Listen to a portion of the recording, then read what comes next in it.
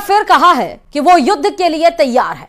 पाकिस्तान के गृह मंत्री ने कहा कि सिंधु जल समझौता रद्द होने का मतलब युद्ध है और पाकिस्तान इससे पीछे नहीं हटेगा।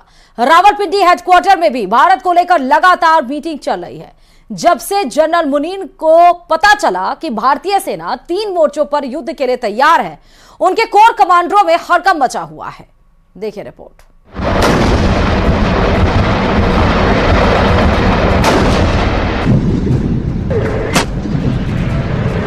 भारत के दुश्मनों को 3 तरफ से घेरा जा रहा है।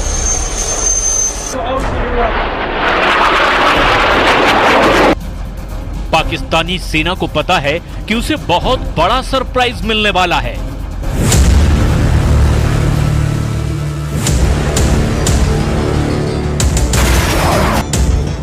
क्योंकि पहलगाम में पाकिस्तान के आतंकियों ने जो किया उसकी माफी नहीं, सजा मिलेगी और वो भी सजाए मौत मिलेगी।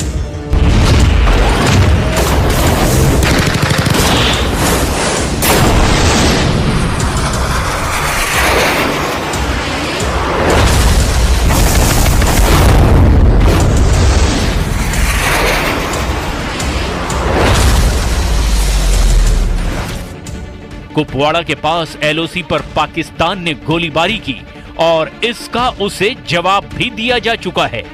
रिपोर्ट है कि अगर पाकिस्तान ने 600 गोलियां चलाई तो भारत ने इसके जवाब में 1300 राउंड फायर कर दिए। यानी पाकिस्तान को एलओसी पर जवाब मिलना शुरू हो गया है। पाकिस्तान के हर अटैक के बदले डबल काउंटर अटैक हो रहा है।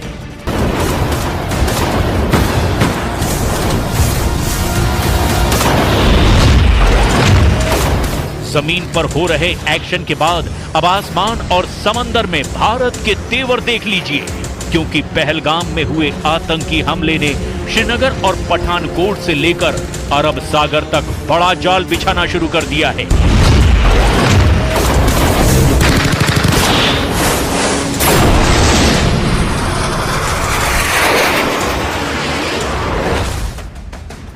एलओसी से लेकर भारत और पाकिस्तान के बॉर्डर और साथ में अरब सागर तक हाई अलर्ट है।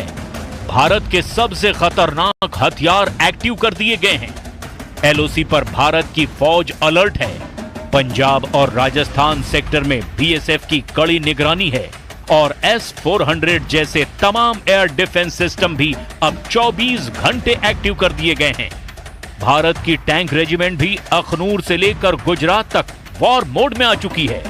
इस वक्त एयरफोर्स में 2 जहाज बहुत एक्टिव हैं और वो हैं सुखोई 30 MKI और राफाल, जो भारत के फ्रंटलाइन फाइटर माने जाते हैं। इन सब के बीच बड़ी खबर यह है कि पाकिस्तान का पहलगाम वाला एजेंडा फेल हो चुका है। नौसेना ने अपनी फायर पावर दिखाकर बता दिया है कि जो पाकिस्तान चाहता है वो कभी नहीं होगा। कि पहलगाम में आतंकी हमला भारत को बांटने की साजिश थी, जो पूरी तरह से नाकाम हो चुकी है। आतंकियों ने देश को बांटने की जो कोशिश की वो 48 घंटे के अंदर ही फेल हो गई।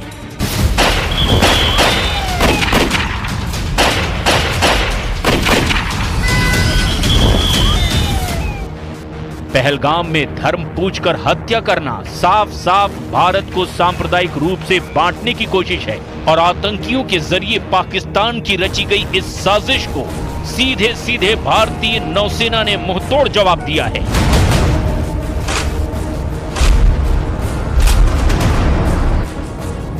नौसेना की ओर से सोशल मीडिया पर तस्वीरें जारी करके बताया गया कि एकता में शक्ति है। एकता में शक्ति यानी भारत को धर्म के नाम पर बांटने वालों को ऐसा जवाब मिलेगा जिसमें उन्हें तबाह करने का सिग्नल भी है। इस तस्वीर में 5 डिस्ट्रॉयर हैं। 3 हैं विशाखापट्टनम क्लास और 2 हैं कोलकाता क्लास। ये दोनों तरह के डिस्ट्रॉयर भारतीय नौसेना के सबसे खतरनाक जंगी जहाज माने जाते हैं। नौसेना ने साफ बताया कि उसके वॉरशिप मिलकर दुश्मन से लड़ने के लिए तैयार हैं।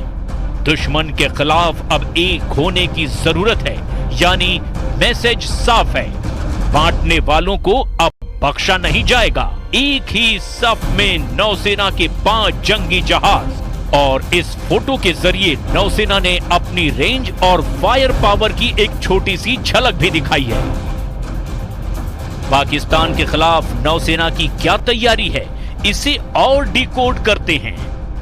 सबसे बाईं ओर है आईएनएस इम्फाल, उसके दाईं ओर की तरफ आईएनएस मोरमुगाओ और उसके बाद लीड शिप आईएनएस विशाखापट्टनम। शुरुआत की ये तीनों जहाज आईएनएस विशाखापट्टनम क्लास के डिस्ट्रॉयर हैं। आईएनएस विशाखापट्टनम के दाईं तरफ है कोलकाता क्लास के आईएनएस चेन्नई और आईएनएस कोच्चि।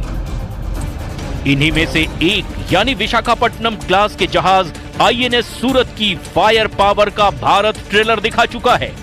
पहलगाम में हुए आतंकी हमले के 48 घंटे के अंदर ही भारत ने सिग्नल दे दिया था कि वो पाकिस्तान के साथ क्या कर सकता है। पहलगाम से 2000 किलोमीटर दूर भारत ने पाकिस्तान के दिलो दिमाग पर पहला वार तब किया जब MRSAM दागी गई। आईएनएस सूरत से भारत ने MRSAM यानी medium range surface to air missile launch करके बता दिया कि बदला लेने वाला इरादा कितना मजबूत है। 70 किलोमीटर तक आसमानी टारगेट को धमाके के साथ खत्म करने वाली इस मिसाइल ने अरब सागर में बड़ा सिग्नल दिया है। इजराइल के साथ मिलकर बनाई गई इस मिसाइल को आईएनएस सूरत से आजमाया गया, यानी विशाखापट्टनम क्लास का वो डिस्ट्रॉयर जिसके मुकाबले का कोई वॉर